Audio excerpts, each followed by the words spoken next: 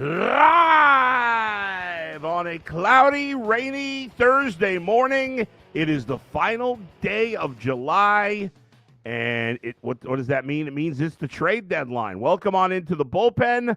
I'm your host, Adam the Bull, and we are brought to you by Bet Rivers. Thank you for joining me this morning. A lot to get to today. Zach Jackson of The Athletic is going to be a regular guest on this show. I'm looking forward to that. Zach is going to join me at least every other week, and at some point he may come on every week during the football season, and that starts today. It starts today, and so Zach will join me in about 10 minutes.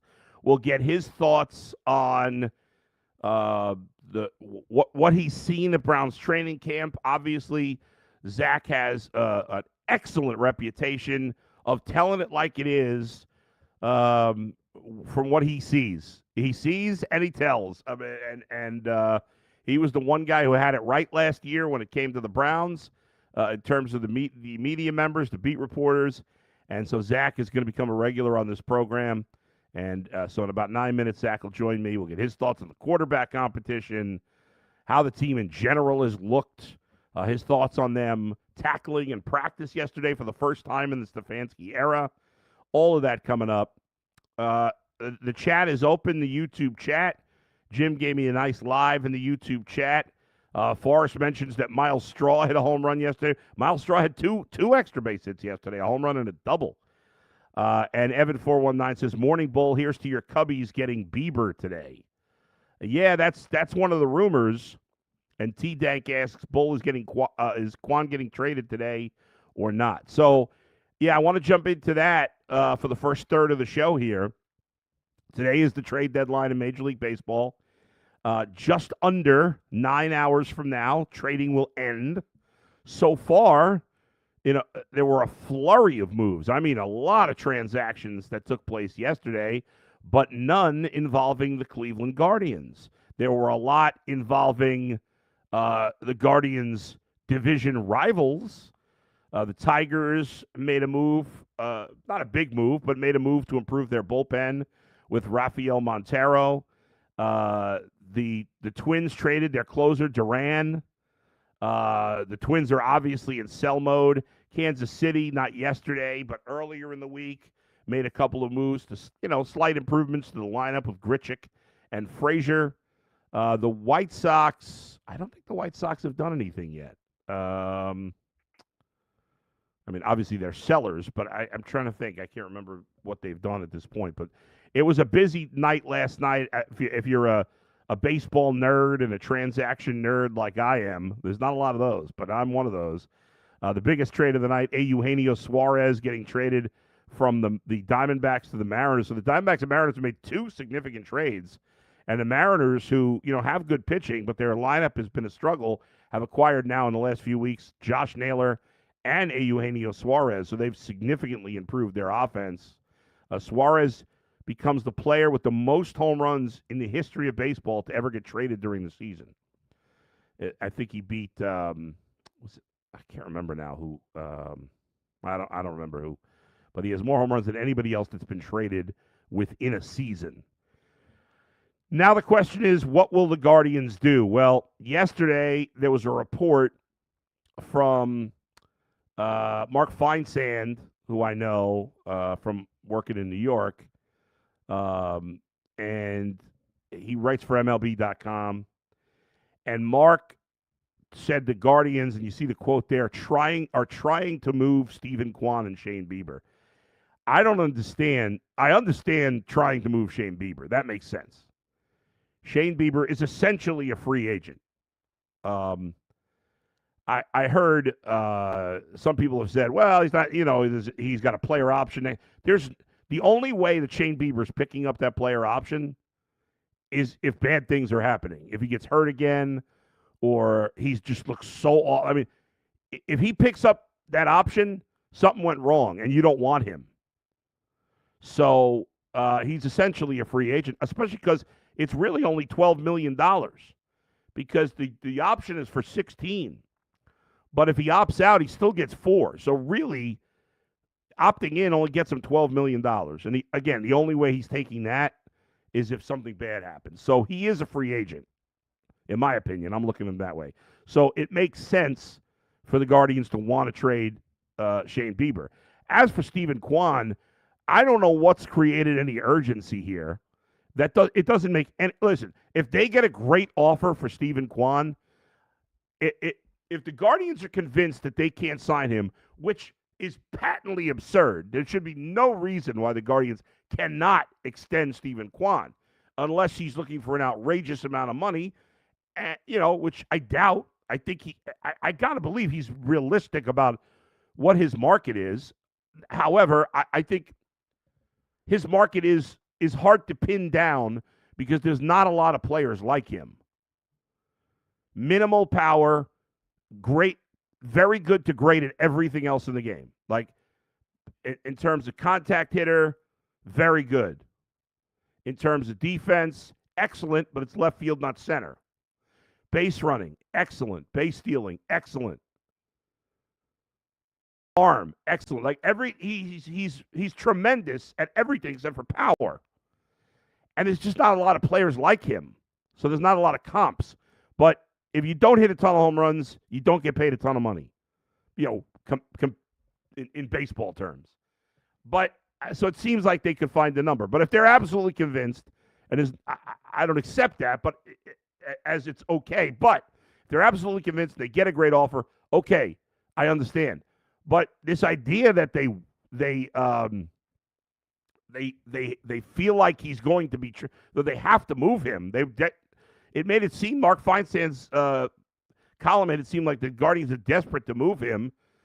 I feel like that's been pushed by the Emmanuel Clase situation, but to me that's completely ridiculous. There's no reason the Guardians should be anxious to trade Stephen Kwan. It doesn't make any sense. They've got 2 more years of control, and even if you say, well, you don't want to wait too long, which they did with Lindor, okay, well, then you could trade him in this offseason if you don't get a good offer now. I mean, it's I don't understand it. I would go to Stephen Kwan and find a way to get something done. I find it nearly impossible to believe that they can't make him a reasonable offer. Now, you see the quote, he loves it here, and I think he does. Maybe behind the scenes he doesn't. I don't know. Maybe he doesn't want to stay. I just find it hard to believe. Yesterday on UCSS, my buddy Jason Lloyd said, offer him basically the same contract they offered to Andres Jimenez. And it's a few years later, so I think you got to give him a little more. But if you offered that contract, the Andres Jimenez contract, with say another $3 million a year, $4 million a year, I think Stephen Kwan would take that. It would make a lot of sense for both sides. If you're the Guardians, you got Ramirez, Manzardo's really played well.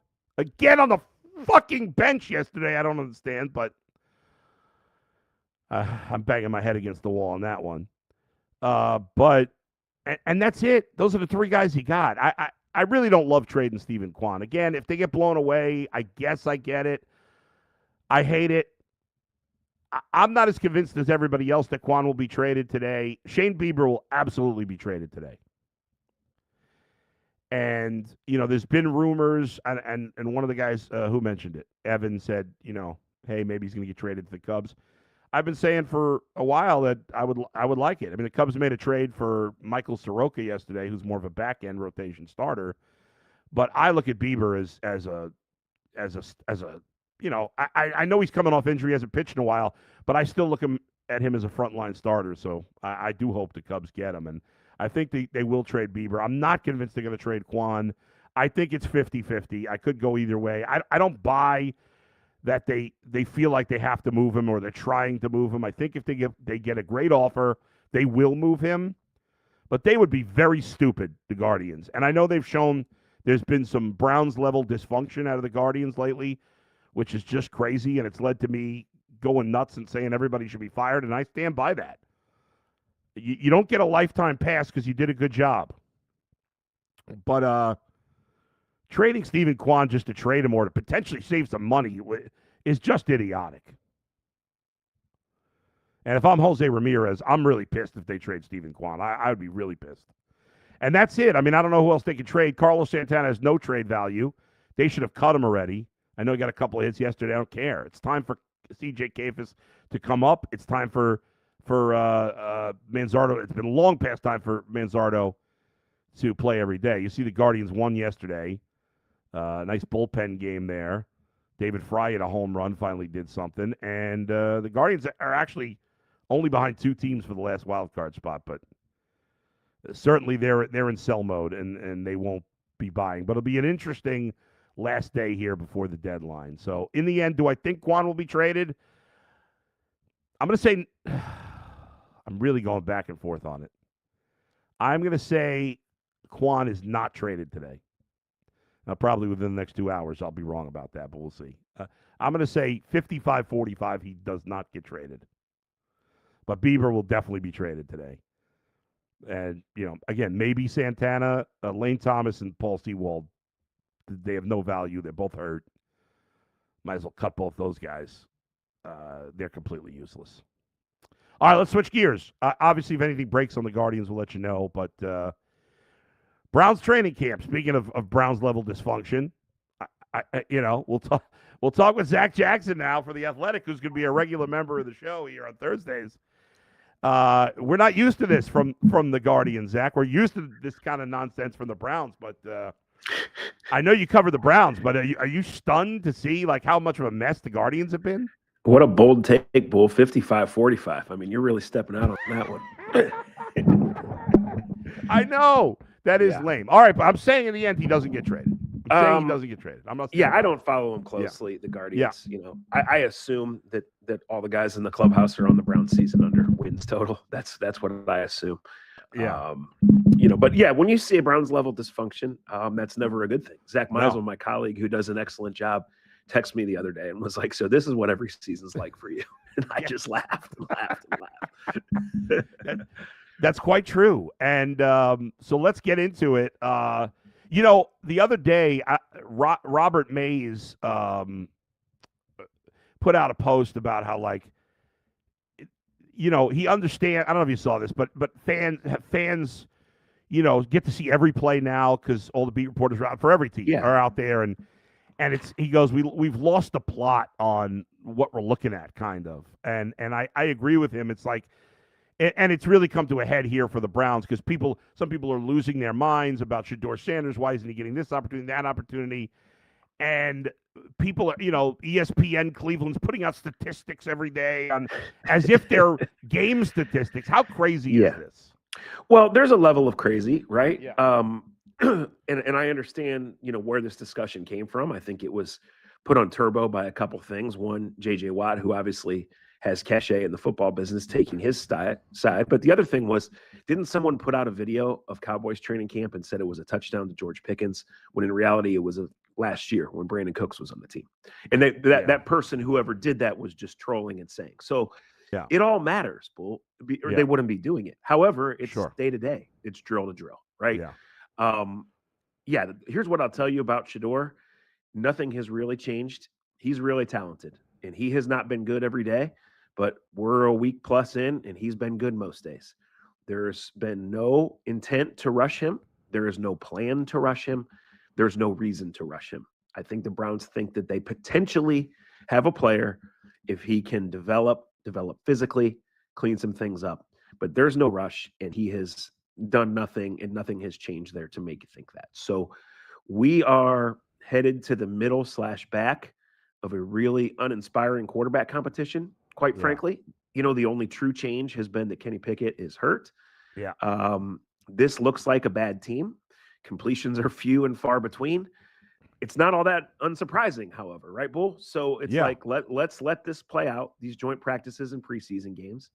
Let's continue to let these guys develop. And I would say that there's a number of days where Shedeur has made the best throw of the day. And there's a number of days where you look at Shedeur and you're like, you should probably get him more work. But it's not even August till tomorrow. Yeah. So if Shedeur's really doing everything to deserve that more work, and I'm right about that, it will come in the next couple of weeks. And they are thinking way more 2 years from now than 2 months from now with Shedeur Sanders. Yeah, what is the point of rushing? I guess there's a feeling from at least the fans that, well, if these guys don't get a chance to show themselves, then the Browns are just going to draft another quarterback next year. Yeah, but the owner came out and pretty much said that the rookies are gonna play, right?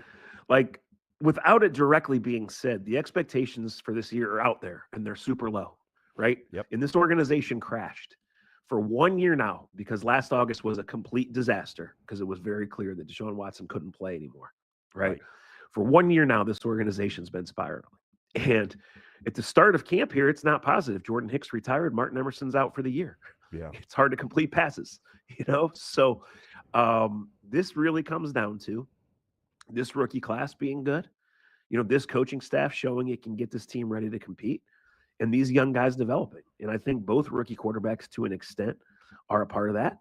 The Quinshon Judkins thing has been a complete disaster. Oh, my gosh. It's opportunity for other guys. But like I said, Bull, this year is a long year, and it probably is going to be a long year.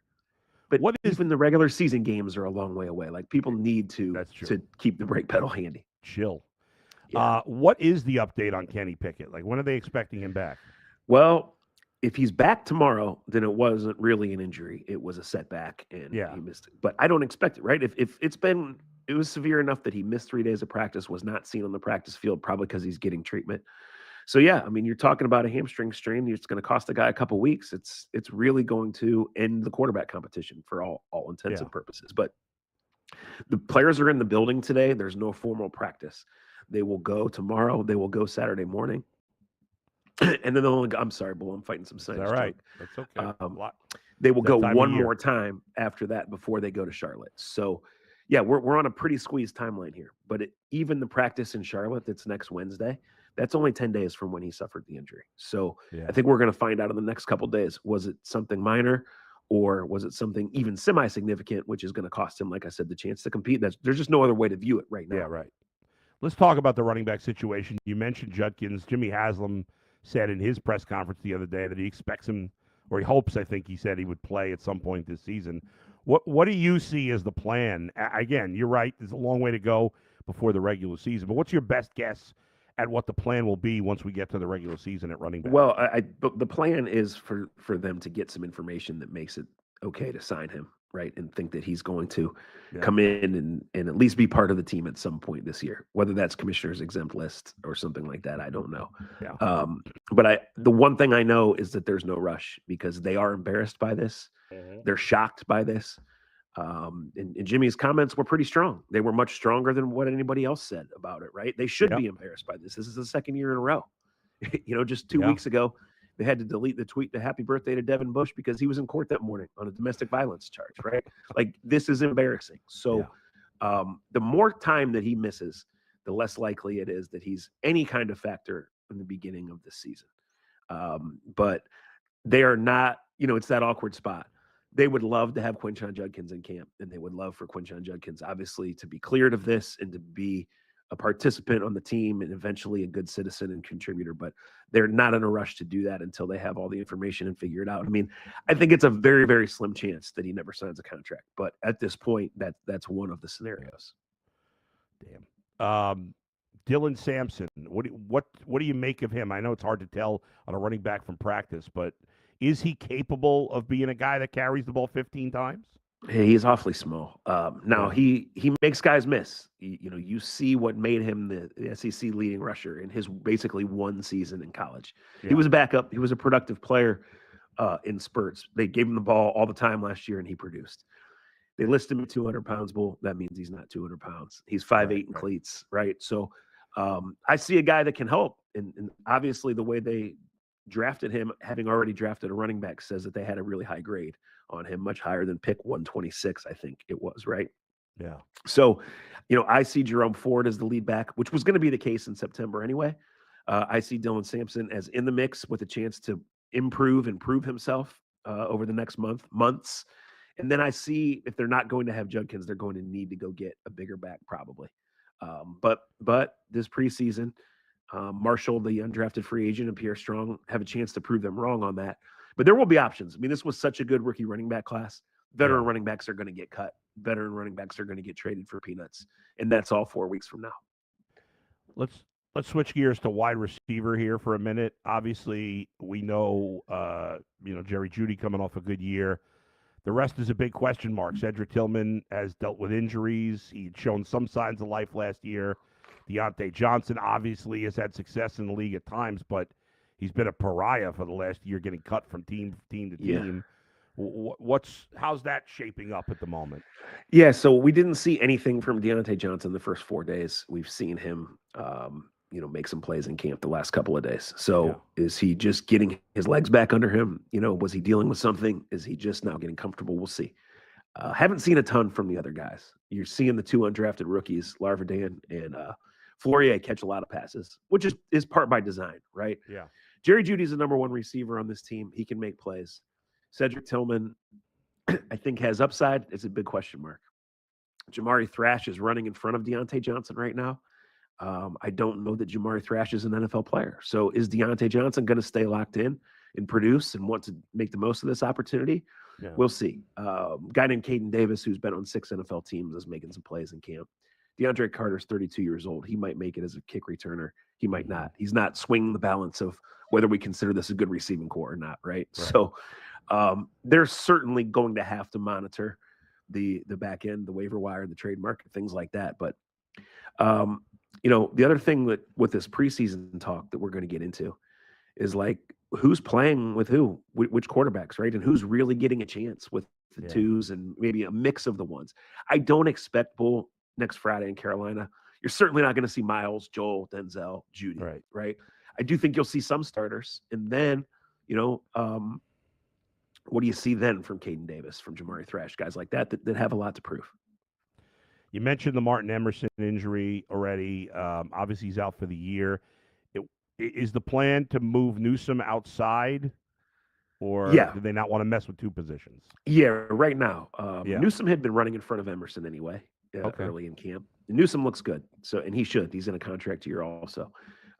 So Ronnie Hickman has been playing the slot and the 3 safety stuff, and Cam Mitchell will be the next corner up. So they have a veteran corner, Tony Brown, who's mostly a special teams player. He's been dealing with a minor injury. He hasn't played a lot. They have Miles Harden, the second-year guy, who drew some buzz last summer because he got some chances, but he's clearly not as good as Cam Mitchell. So Cam Mitchell was good as a rookie before he had the injury, had a very quiet last year. Now's his chance to be an NFL player. So I don't think that they're looking for additions in the corner room.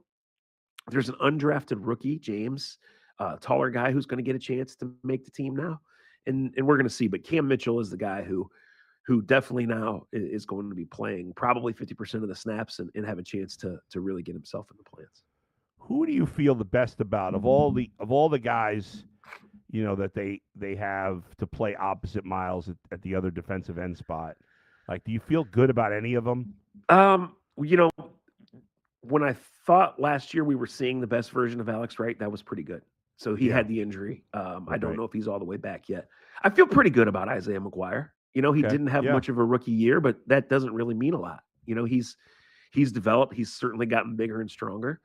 So the combination of those 2 guys, and both of them are playing to be a solidified starter in this league, to get a contract. Alex Wright is up after this year, right? So I feel good about those guys if they're healthy. Do I feel great about them? No, but we'll see over the next couple of months. I think they really feel pretty good about the defensive line room as a whole. Yeah. Like, you need Mike Hall to be healthy and play, right, and produce. But they brought in some guys, Thomas, Okwara, guys who have played a little bit in this league. Joe Tryon, they gave, I think, $5 million to.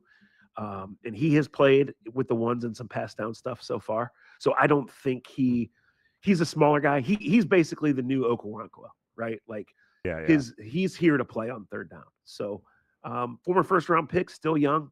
Like, it's the kind of gamble they've taken in the past. Sometimes it works, sometimes it doesn't. But in general, like, I feel good about the D-line room. Now, is that relative to a lot of the other rooms on the offensive side that all really, except the offensive line, look like they could be bottom 3 in the league, But I think the D-line is a position of strength. And if this team's going to be good, it's going to be Miles having a Miles year and at least one of those guys stepping up. So that's an interesting question. We're always talking about the quarterbacks. We're always watching the quarterbacks, but that's something certainly to track over the next few weeks, Bull. And speaking of the defensive line, let's talk about the least talked about top 5 pick of all time, Mason Graham.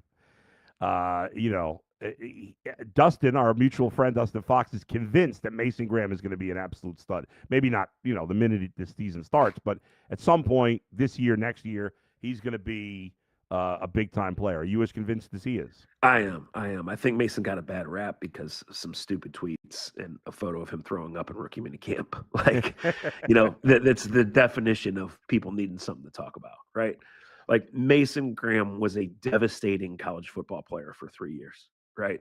Like an absolute game-changing player who changed every quarterback, every offensive coordinator, every offensive line coach that he played against did not sleep because of Mason Graham. So he gets here. It's a different scheme, but they're telling him, we just want you to be a grinder. We want you to be a straight ahead guy, and we want you to free up Myles Garrett. We want you to be here and be a rock for a long time. And I think that that's exactly what he's going to be. Are they going to be right next to each other on the line quite a bit? And it'll mix and match in certain packages. That just depends. But certainly when they were really good 2 years ago, when Dalvin Tomlinson was healthy, he was attracting so much and causing so much havoc on the inside that life was easier for a lot of the guys. Now, one of those guys was JOK, who they're clearly going to miss also, right? Like in that defense, JOK was an awesome player, and just not having him. This is, the Emerson thing is sad. He's a great kid. He was really good in his first 2 years. But immediately the attention goes to, man, this team has no depth anywhere. Now, that's true. I mean, the one area you thought they might have depth maybe is the offensive line. They've drafted some guys to replace all these old guys, and because who knows? I mean, obviously Bitonio, this is his last year. The other guys are all getting up there. How do you feel about the depth on the O-line? Yeah, I'm not going to claim to be an O-line expert, right? The new O-line coach really likes Luke Whippler as the backup center and a guy who's been good for helping everybody get going. We'll see on Zinter. They're playing him at center. They're moving him around. They have a couple of young guys they invested in last year in Javian Cohen and Lorenzo Thompson. They're practice squad guys. They're developmental. But when this team didn't draft any offensive linemen this April, that was like a huge eyebrow raiser and a huge risk also. Yeah. So they need of Cohen, of Thompson, of Whippler. They need one of those guys to eventually be good enough to start to hold up to be a good player in this league. I don't think any of them are there yet. And Zinter's rookie year was so bad that he can only get better. So we'll see how that goes. They obviously don't want to have to go to that depth. They brought in a tackle in June in Jackson Barton. They brought in a tackle right away in Lucas back in March. But there's a lot of chips on DeJuan Jones here, and he is getting absolutely torched by Myles Garrett every single day in practice. That would happen to a lot of people, right? Yeah, sure. Everybody in the organization is rooting for DeJuan Jones. He has a high ceiling, and if he can hold down that spot, that's huge for now and going forward. And it was just cramping yesterday. Is that correct? It was way hot. Yeah, he got. We didn't see it. It was the O-line is on a completely different field from where everybody was. Gotcha. And he got it. It was important to note he wasn't carted off. He was taken in the front of the car. Gotcha. Yeah, big difference. Zach, appreciate the time. We'll talk to you again soon. Thank you for joining me. I promise to be able to talk next time, Bull. That's all right. You got plenty out there. We appreciate it. Zach Jackson, Browns beat writer from The Athletic. Great to chat with him, and he's going to be on with us regularly here in the bullpen. Great insights. I thought that was fascinating what he said about Shedeur Sanders, because I do feel like there's been some negative talk surrounding Shedeur Sanders recently. And again, Zach, who has in my opinion, the best feel for what's going on at that quarterback position than any of the beat reporters in town. He said Shedeur's look good. And there's been a lot of days where he has made the best throw of the day. There's some inconsistency, of course. He's a young player. There's no rush. But Zach seemed optimistic. I mean, wasn't optimistic about much. How could you be? The team stinks. But he seemed optimistic about Shedeur Sanders. So I think that was that was really good to hear. I think if you're a Browns fan and you listen to that, I think you got to feel pretty good about what Zach had to say about Shedeur Sanders there. Matt says Browns expecting to sign a running back after teams make cuts. Zach said he expects them to sign a bigger back, depending on what happens with Judkins. And there are some free agent backs. Maybe they sign Zeke Elliott. He's out there. BP, is Judkins working out somewhere where in time he can walk back in? I don't know. I would assume so. I would hope so, but I don't know. Jim is right. He's a question mark, especially for this year. D-Hop says Thrash is awesome, needs more opportunities. There you go. That's it. All right. Thanks to Chris and Max for producing today. Thanks to all of you for joining me and throwing comments and questions in the chat. You could watch the show on X, Twitter as well going forward. Stay tuned, because if the Guardians do something today, I may pop on at some point today to do another show. We'll see. I'll give you my thoughts on what the Guardians end up doing today. Deadline is in 8.5 hours. I will be on the Ultimate Cleveland Sports Show from 11 to 1, so I'll update you there, and we'll see what happens the rest of the day. And like I said, I'll be on the Betting Weekly Hardball at 2 o'clock and keep you up to date if I'm going to jump on and do something else. Until then, we'll talk to you next time. Where else? But right here in the Bullpen with Adam the Bull, brought to you by Bet Rivers. See you, everybody.